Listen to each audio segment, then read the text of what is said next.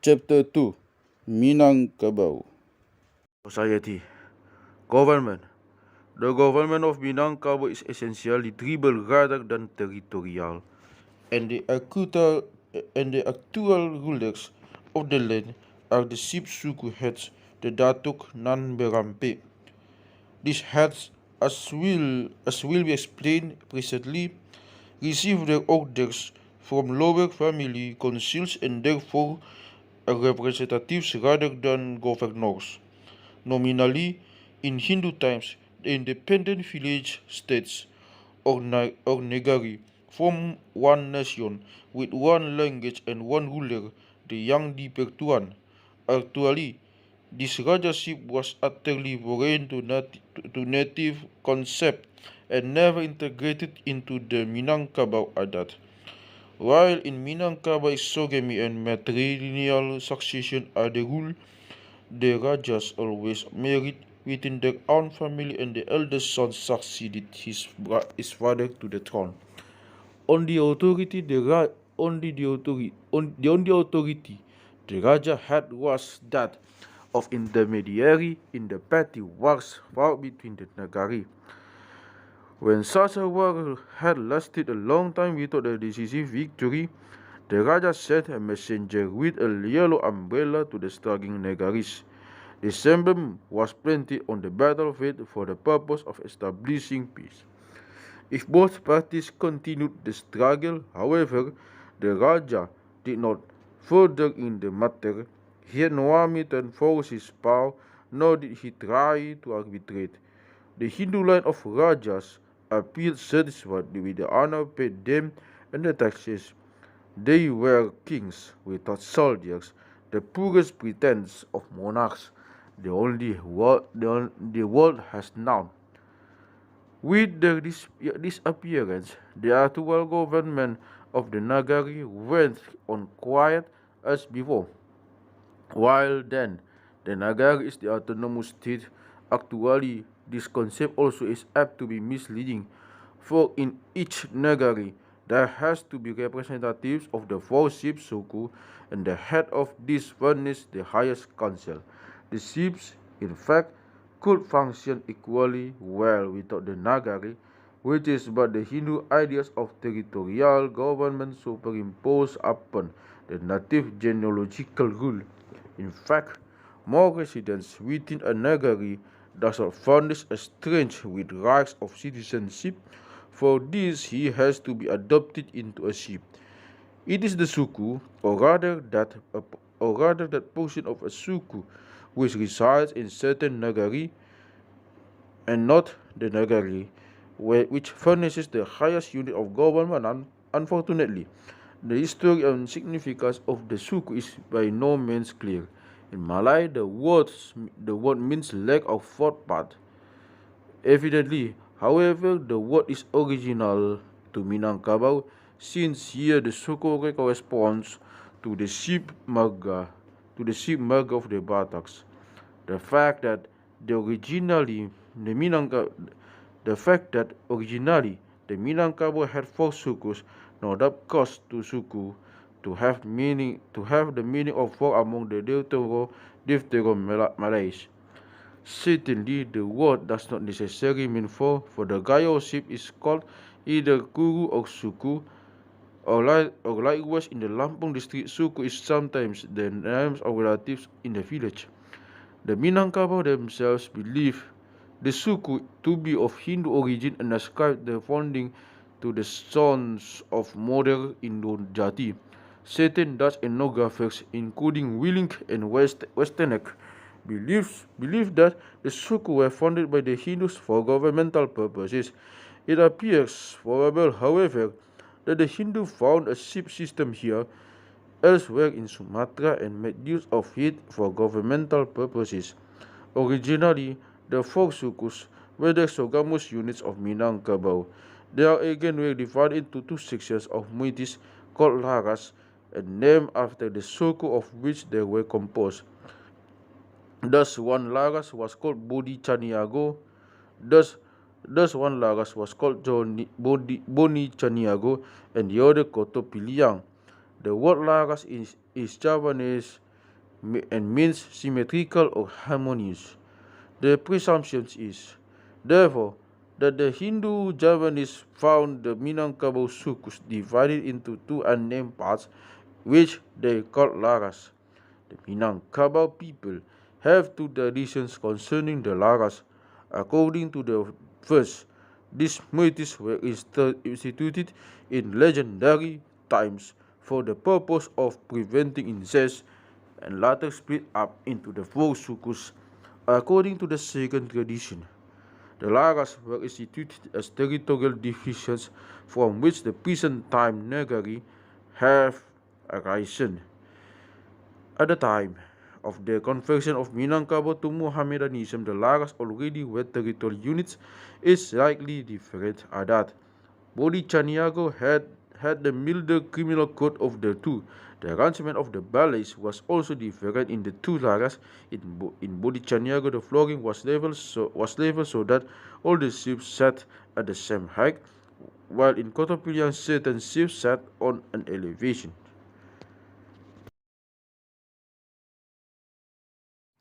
At present time, the four original sukus have split into a large number of smaller exogamous units, each bearing its own name.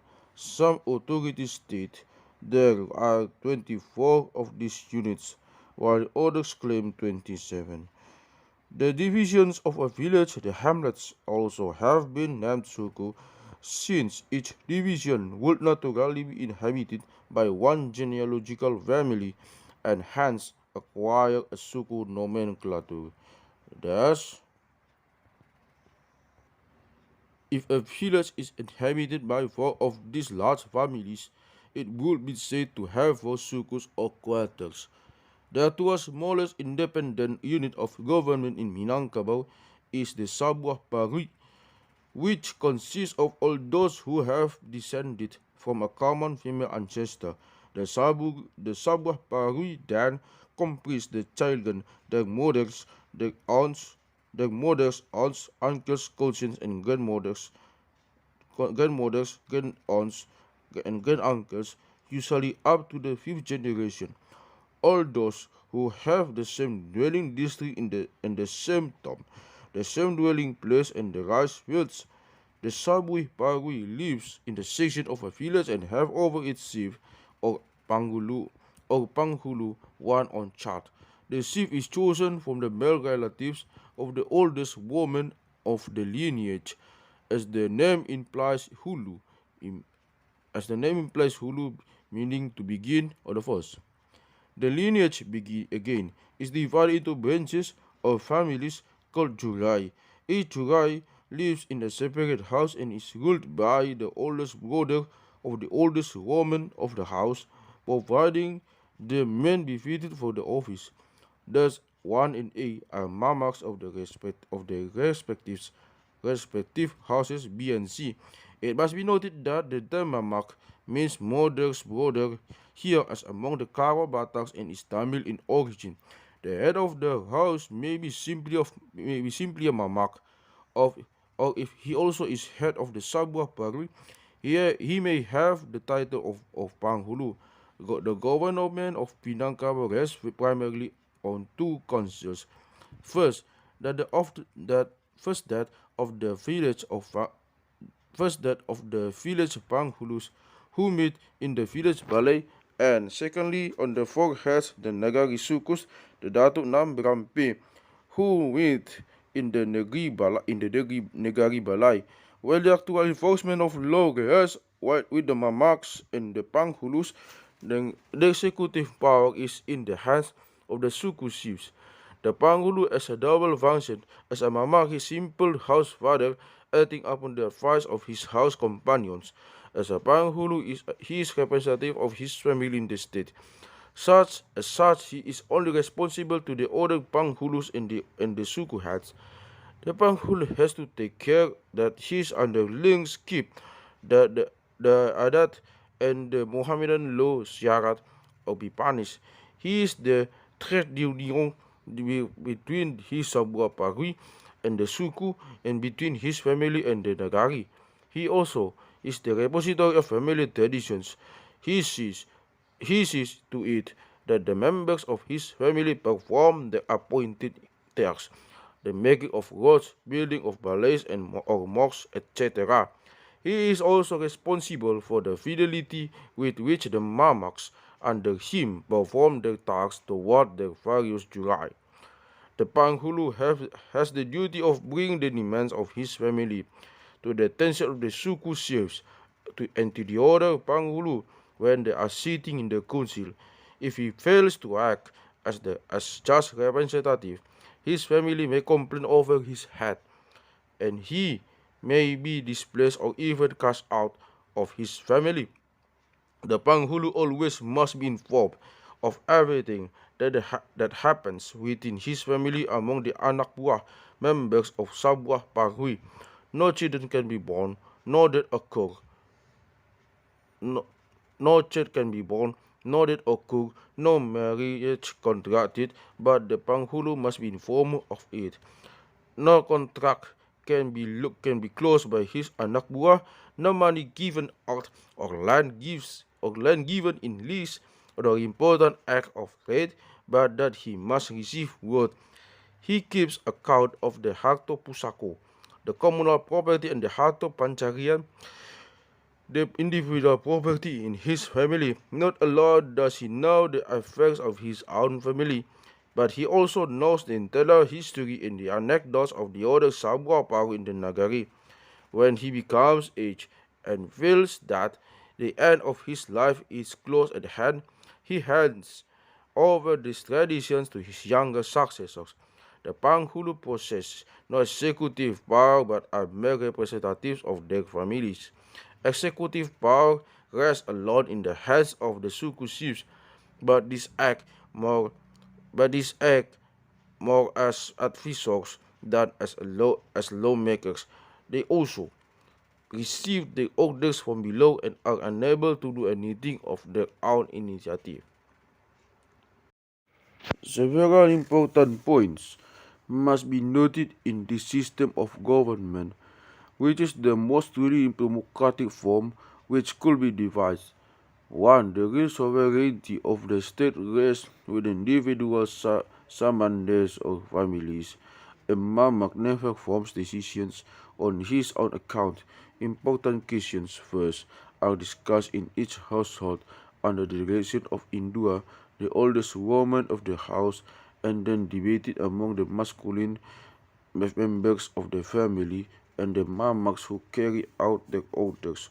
All decisions must be made interpretations of the dual constitution, the native adat and the Mohammedan law. All decisions must be arrived at by anonymous vote. In Minangkabau, there can be no tyranny of a majority over a minority. Dissenting members for council, however, can be cast out of the family or even out of the community.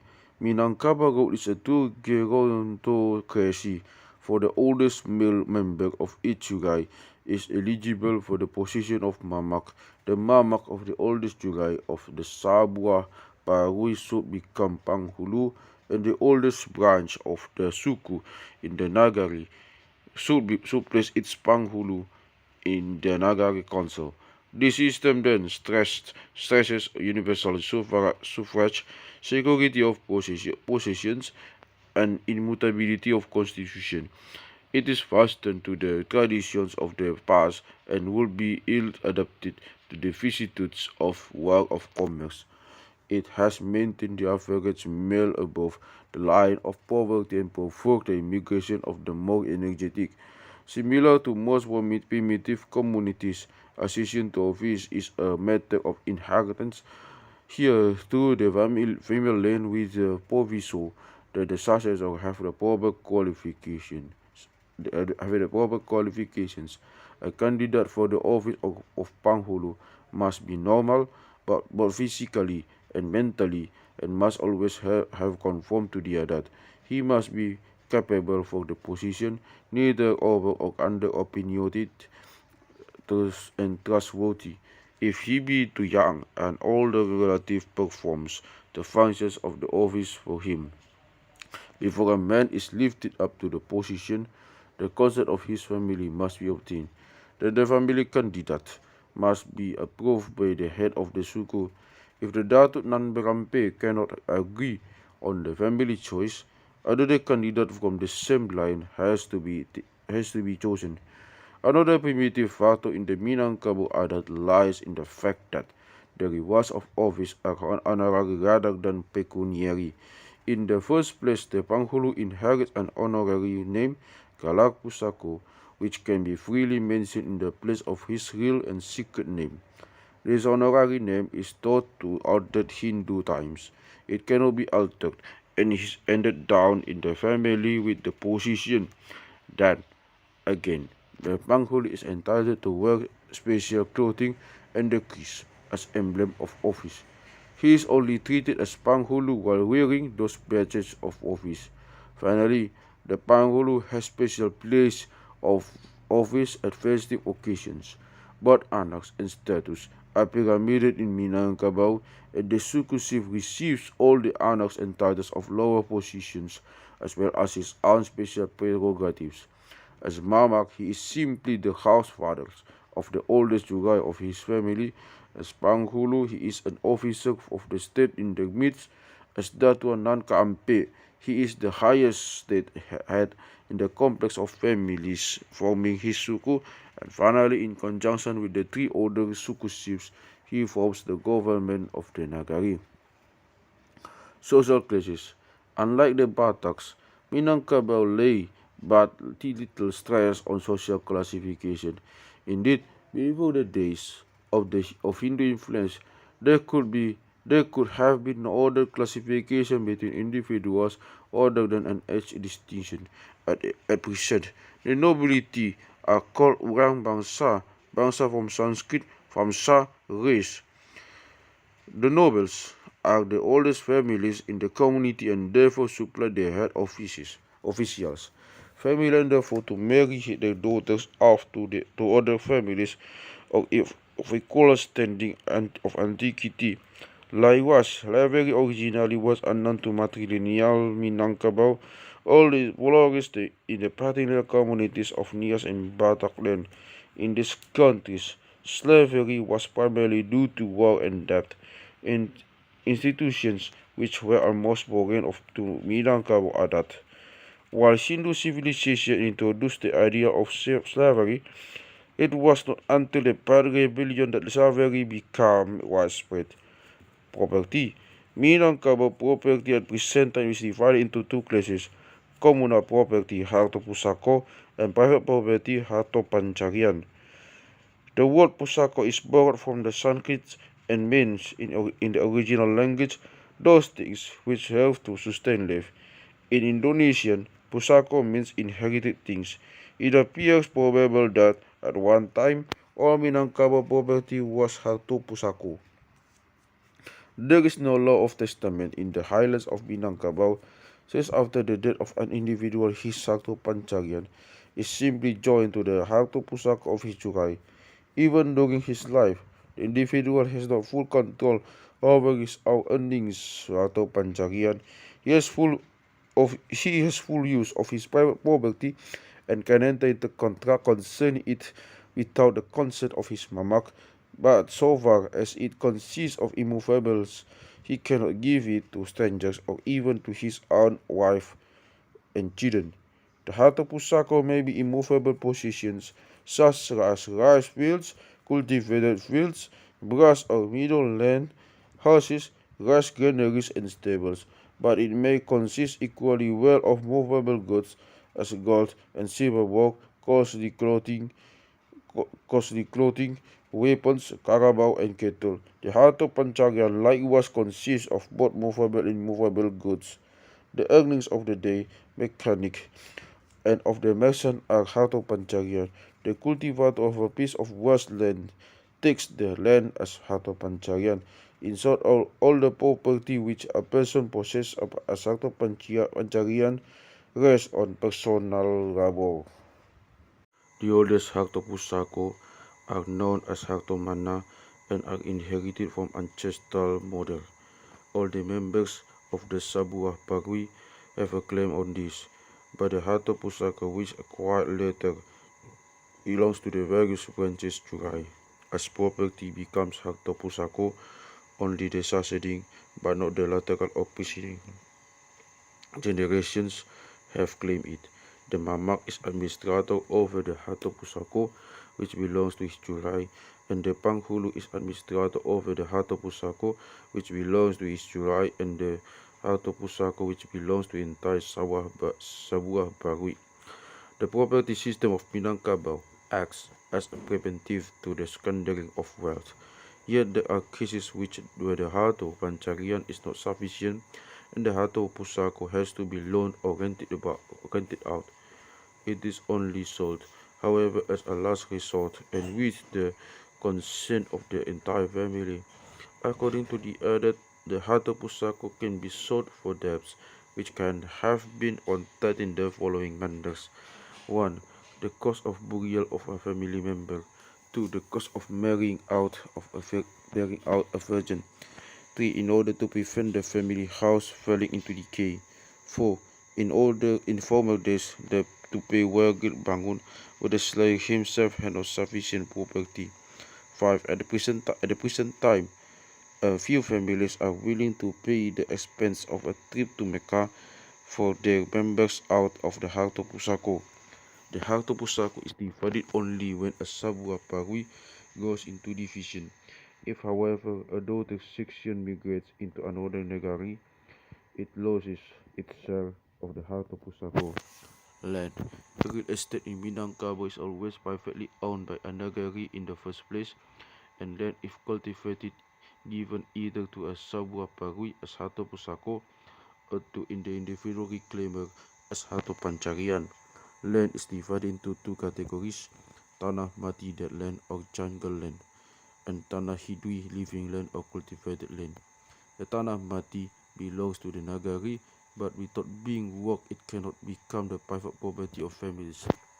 It belongs to the inhabitants of the nagari as a whole, who have the right to gather jungle products and to hunt and fish on it. The tanah hidui consists of wet and dry rice fields, as well as all pepper, sirih, gambir, coconut, and other fields. Cultivated land belongs to the original reclaimer and is inherited as harta pusaka by the children of his sisters. Cultivated land actually is owned by the nagari, and the individual families merely enjoy the use of work. Repeated divisions of the cultivated soil are made by the nagari chiefs, and no family is allowed to retain more than it needs. In this way, an equitable allotment of landed wealth is attained, and there is no danger of estates becoming either too large or too small for economic exploitation. The women of Minangkabau are the chief cultivators of the soil, and through the native system of communistic ownership, they control its equitable division by means of the representatives, the mamaks. Unquestionably, it is this factor in the Minangkabau matrilineage which has ensured its success and its permanency. Criminal law. In Minangkabau, there is a code of criminal law at the Siksa but no civil law. The law of civil code must be attributed to the paternal power exerted by the mamak when a family member wishes to enter or leave his negari, or when he wishes to enter into a contract concerning his harta pancarian. He must consult his mamak.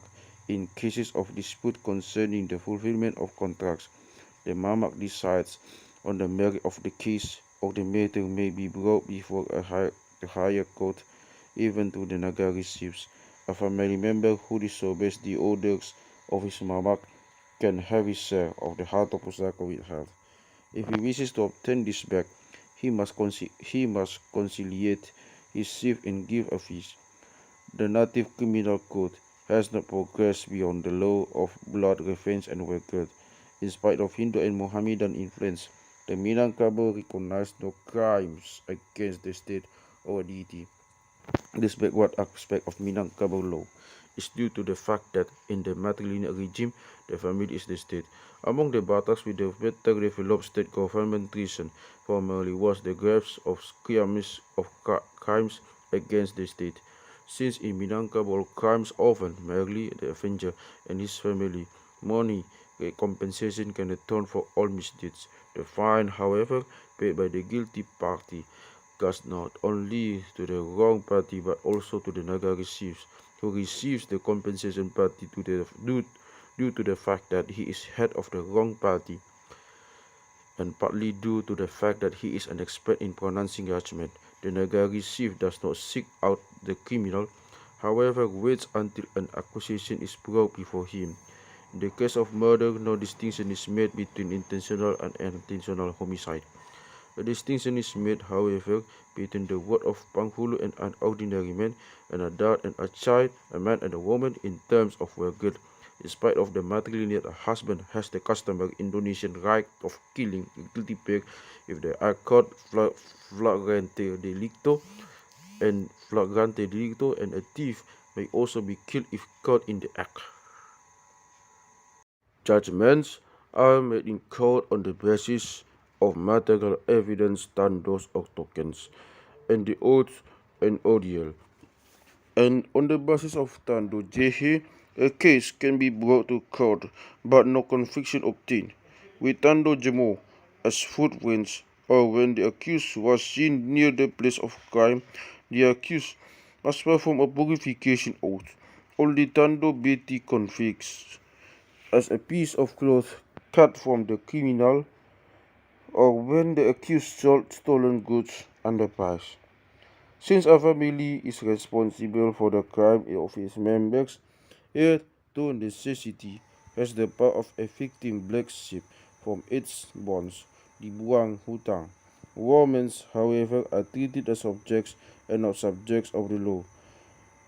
They have no executive power and no right of entering into contracts, not even marriage contracts.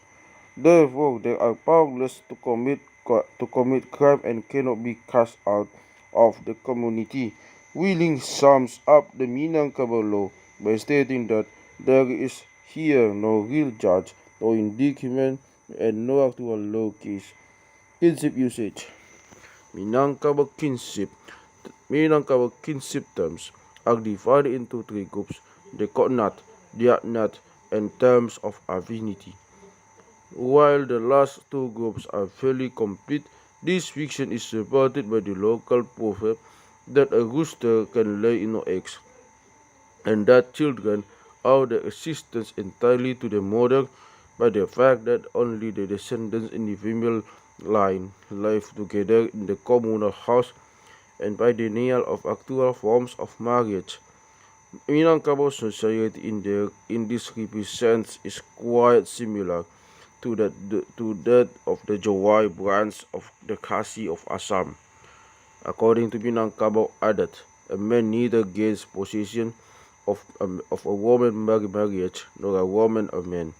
By the payment of certain price, the woman rests the services of the husband at night. The husband then can sleep with his wife in her bilik, the small sleeping room of the family house, or else with the man in the man's house. In the daytime, he has access to his own family house, but is not allowed to enter further than the tangan rumah, the long front room of the house in which the women ply their work when they are not out of the doors.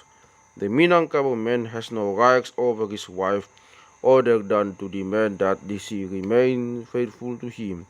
He cannot ask her to make clothes for him, for that is the duty of his modern sisters. If he obtains any food from her or her family, he is supposed to pay for it. Here it can even happen that a man and his wife never eat together. The woman, on the other hand, can always demand that her husband come to visit her from time to time and fulfill his marital function. If he wishes to be agreeable, he can aid her in the management of the household and the laying out of rice fields. He also can give her presents from time to time, or even a fixed income for her maintenance. For this only liberality of his part, for by the other he is not compelled to any of these obligations. In fact, If he is too liberal in sharing his harta pancarian with his wife, he is liable to get into difficulties with his own family. Marriage is more brutal in Minangkabau than elsewhere in Indonesia, and as soon as the visits of a husband become few in number, the family sees that he does not care for his wife any longer. The marriage is broken out. The marriage couples are rakanan comrades to one another. They are spoken of they are spoken of as balaki babini, man and wife, duo istri, and the married couple and baruma bakanti house companions.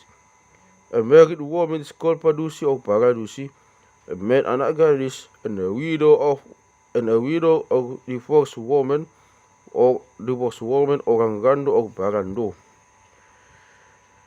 To her husband, a married woman is the istri of the bini of the wife while he is her laki, or to use the more dignified Hindu appellation, her swami. By courtesy, the husband is also called the jungjungang, the support of his wife. Whenever his wife speaks of her husband, she calls him ayah or bapak anahamba, the father of my children. When she speaks to him, she calls him ang, or the brother or pak, father, if he has given her children. If he has not, she may call him mamak. She may call him mamak.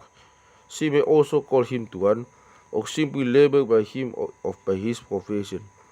Whatever she does, she must never mention his name in speaking to him or of him. In like manner, the man speaks of his wife as his Winnie and addresses her as Atjeh, little sister, thus comparing her to his younger sister. It is interesting to note that technonomy takes two forms in Minangkabau, each of which has as its object the avoidance of personal names. A man before he has children may be an uncle. In this case, he would be called by his wife Mamak with Sia. He would be called by his wife Mamak Sia. If he has children, then he is called Pak Sia.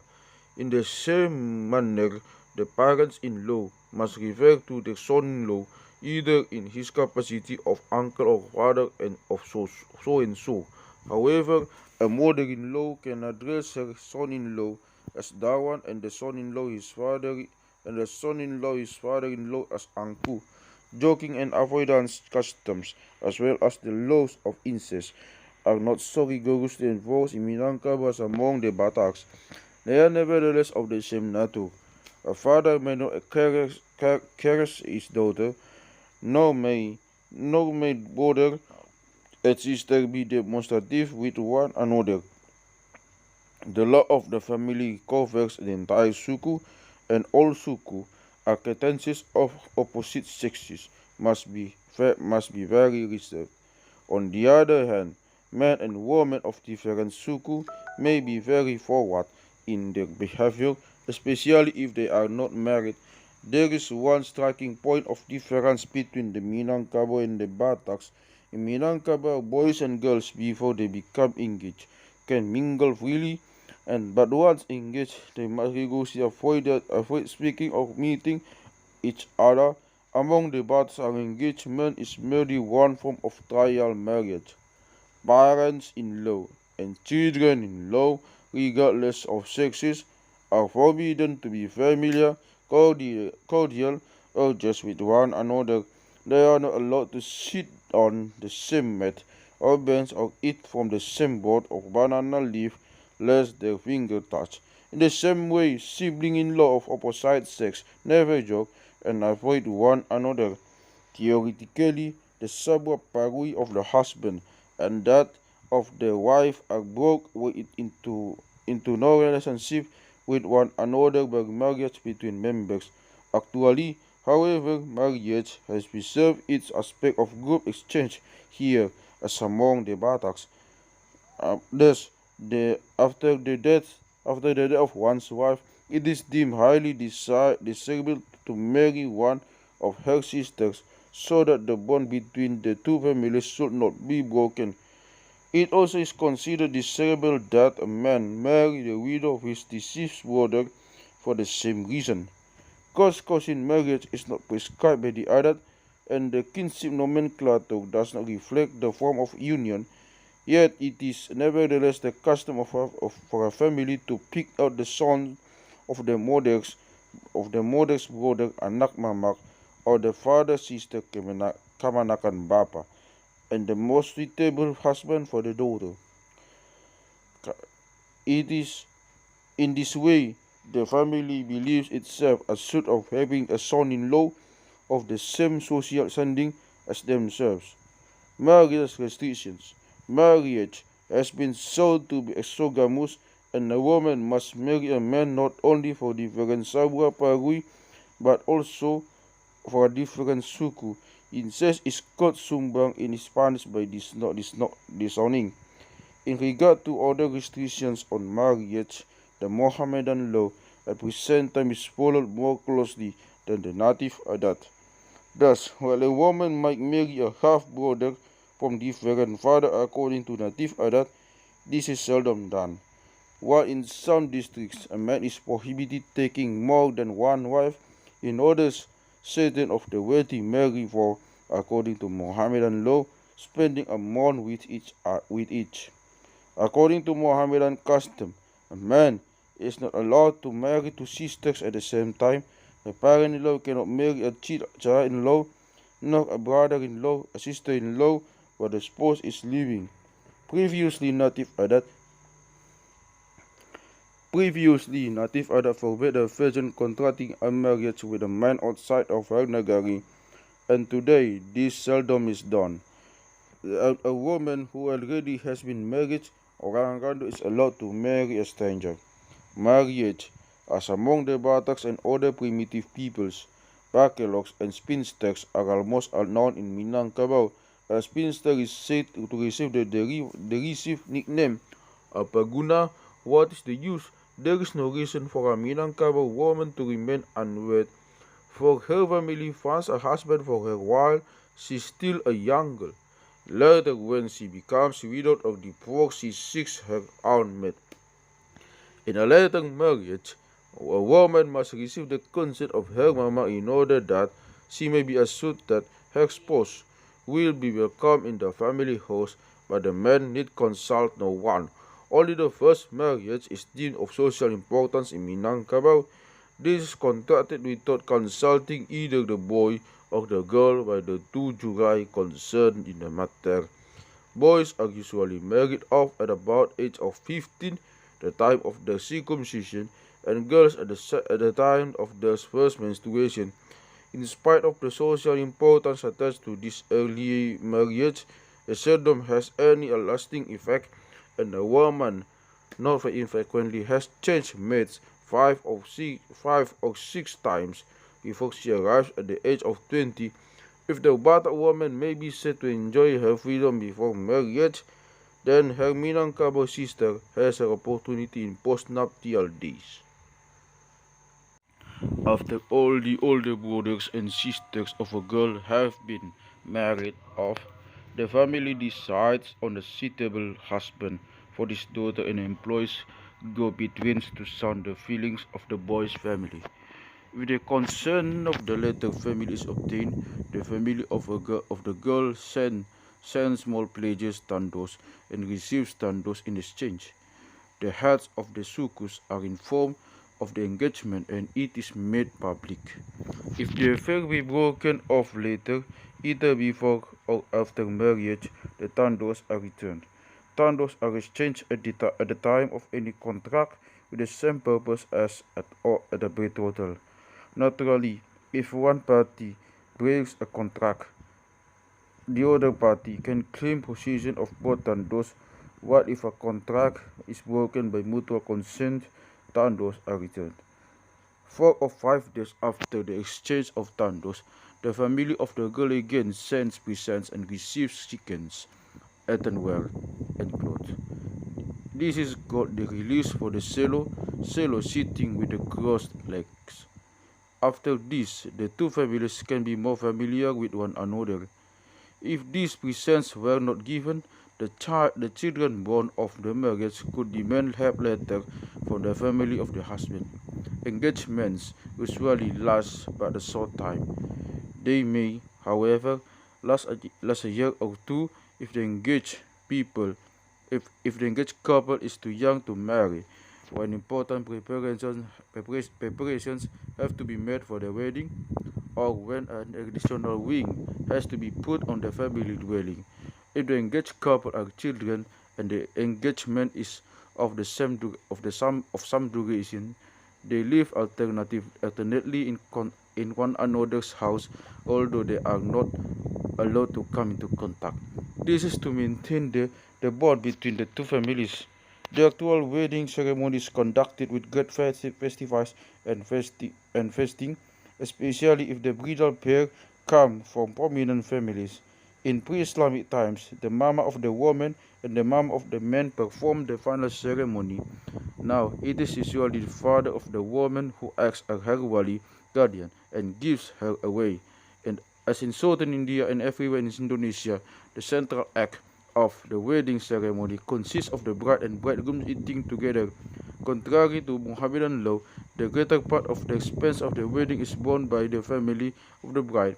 A symbolic offer of a bride in the form of a silver token is usually made in deference to the regulations of Islam, but actually it is the groom who is bought, or according to willing phraseology, rented. This is done by means of the dowry, which amounts to from 25 to 60 guldens, and which is brought from the house of the bride to that of the groom. This small amount is called ame and is given back at the time of a divorce.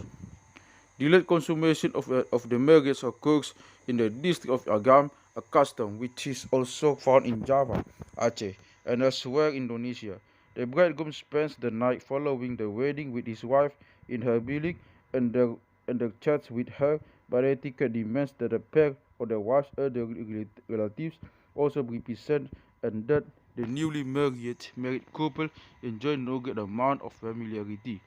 The wife, in fact, acts quite coldly toward her husband for 5 or 6 nights after the wedding, and when the husband takes his rebuttal in the mornings, he has to do so without attracting attention for the other occupants of the house.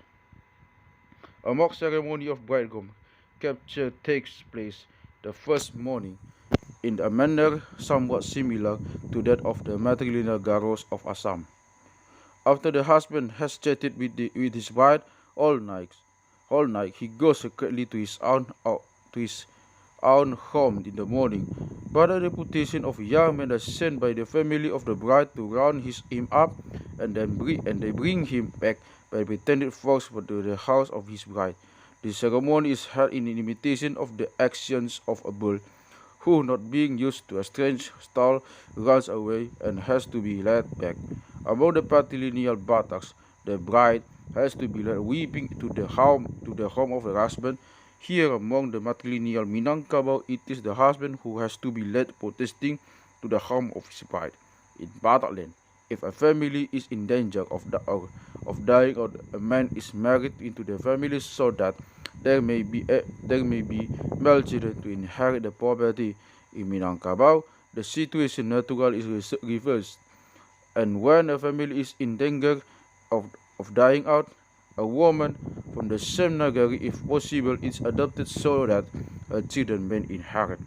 Divorce.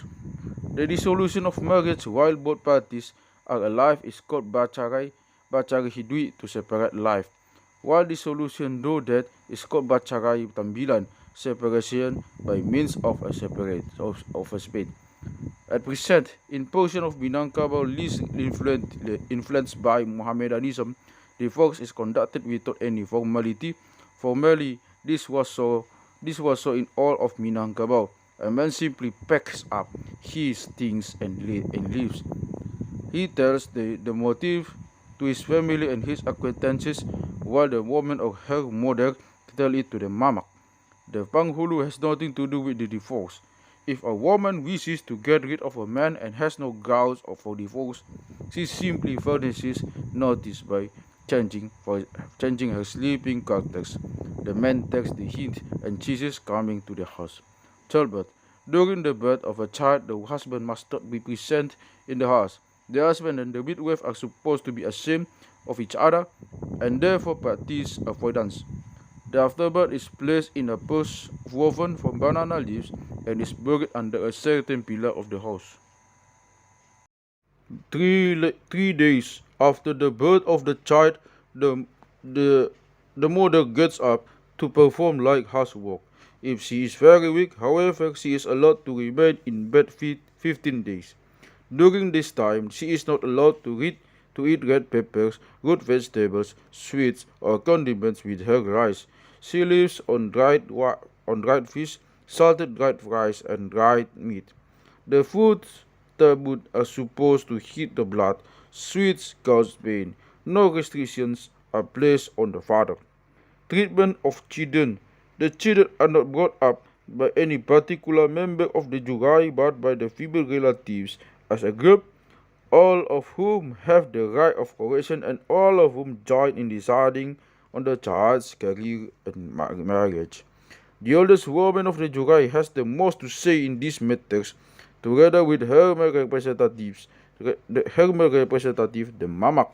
The father displays not the least concern regarding his own children, although he gives them small presents from time to time. In the better families, unmarried girls are carefully guarded. From the European point of view, the Minangkabau child receives a very faulty education. He is left almost entirely to himself and at an early age has to devote his energies to the economic pursuits of the household. While still a boy, he learns to read and write a little Arabic characters. In lieu of actual scientific or literary training, he is taught to acquire manual dexterity and a practical knowledge of animal and plant life. The native industries presently occupy his entire attention, such as the creation of weapons and household utensils, the carving of buildings, the fashioning of the precious metals. A girl, while still young, begins to weave and make baskets. Puberty ceremonies. Boys are circumcised and girls inside. Boys have a lock of their hair preserved to be ceremonially cut off at puberty, while girls have their beads filled before marriage and their ears both while they are very young. Both boys and girls are bathed in the river a few days after birth and are named at this time by the Mohammedan priest Malik. Girls arrive at puberty at about the age of 12 or 13. No ceremony takes place at this time, but from now on they are carefully watched and no longer allowed to play with the boys. During periods of menstruation, bulan moon, the women avoid the use of oil in the hair, keep away from men, and bathe twice a day in the river. Boys become of age at 15, at which time they are entitled to manage their business affairs and hold office. Names. Children receive their names at the time they are first bathed in the river, and at the last 5 days after their birth. While the names are actually bestowed by the mother, the parents offer a number of names of choice. The first name is called a little name, Nama Ketek. Later, when the boys and girls marry, they receive their inherited titles or little titles, Galak Ketek, and this satisfies their vanity. Upon the assumption of titles, the childhood names are lost. The only real titles are those the Panghulus Gala Panghulu. Names and titles are of Hindu origin, and their meanings are not understood by the present day people. While the assumption of the family title goes on the right of part ownership in the family property, such as rice fields, it is therefore just as great an offense to steal a family title as it is to steal the family property. Slaves, no rights to family titles, but kept their childhood names. The Minangkabau like the Bataks are loath to reveal their names, and it is an insult to ask for the names of elder members of a family. Technonomy, as before mentioned, is but the expertise. And a man names himself after his nephews or children, a woman after her children or grandchildren. Death and burial. The dead always are disposed by burial are disposed of by burial, and this on the same day as that on which the death occurs. If a man becomes sick at the home of his wife, word is sent to his relatives. If he dies, the body is handed over to his own family. The widow and her relatives have nothing to do with the burial. The people have not what sign of mourning. According to Mohammedan law, the widow must wait for months and 10 days, and then, if she is not pregnant, she can remarry. The Minangkabau widow, however, waits 100 days, as the ghost of the dead man is supposed to wander around in the form of a bird in his own dwelling in hers for that period of time. Then a big feast for the dead is given, and the ghost lives for the soul dead. Kampong Akhirat. The widow at this time pays her last visit to the family of the deceased, and they visit the grave together. While no offerings are put upon the grave, household implements such as mats and baskets and food are given as presents to blood relatives. Direct offerings to the dead would be contrary to Mohammedan law. In case a man loses his wife, he can marry at once, as there is no Ida, a mourning period prescribed. However, he usually waits 100 days, as his wife is said to be hovering around in bird-like form. Children are not very much affected by the death of a parent. If the father dies, they remain with the mother.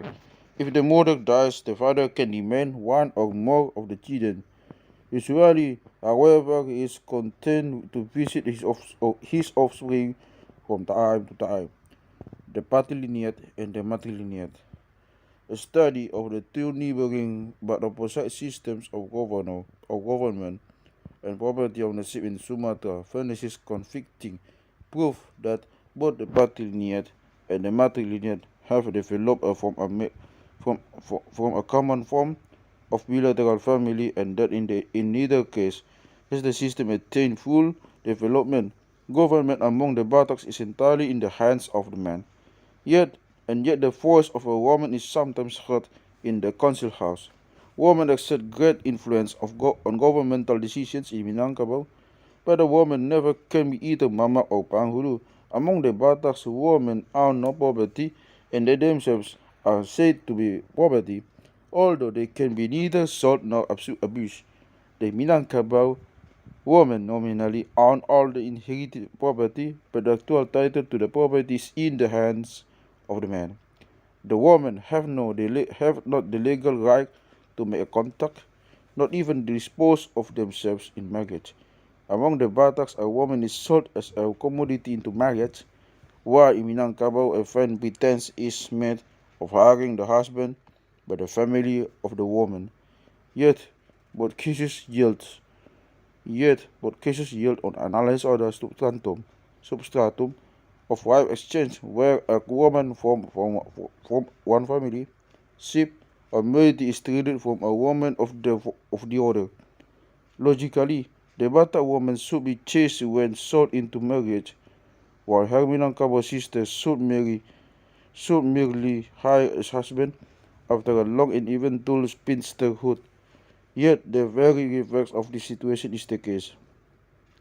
Presumably, both people at one time practiced the common Indonesian custom of prenuptial sexual laxity, of actual enslavement of one sex by the other, either among the Bataks or the Minangkabau. There is not a trace. The division of labor is similar everywhere in Sumatra to that of Borneo or the Philippines. Evidently, there has been some force which has been created to the two opposing regimes in Sumatra, yet this force of influence cannot be saw either in sociological necessity the function of local customs, or in some accidental or deeply rooted historical principles such as the labor rate and sorrow rate, the division of labor between the sexes of practical versus material residence. The presumption, therefore, lies in favor historical diffusion of custom. There is no strong linguistic indication that perhaps somewhere between the first and second millennium BC, Sumatra was subjected to direct Dravidian influence, and that certain sociological customs, including avoidance customs and joking relationships, cousin marriage, matrilineal and patrilineal moieties, exogamy and totemism, were imported from southern India into Sumatra and the Pacific.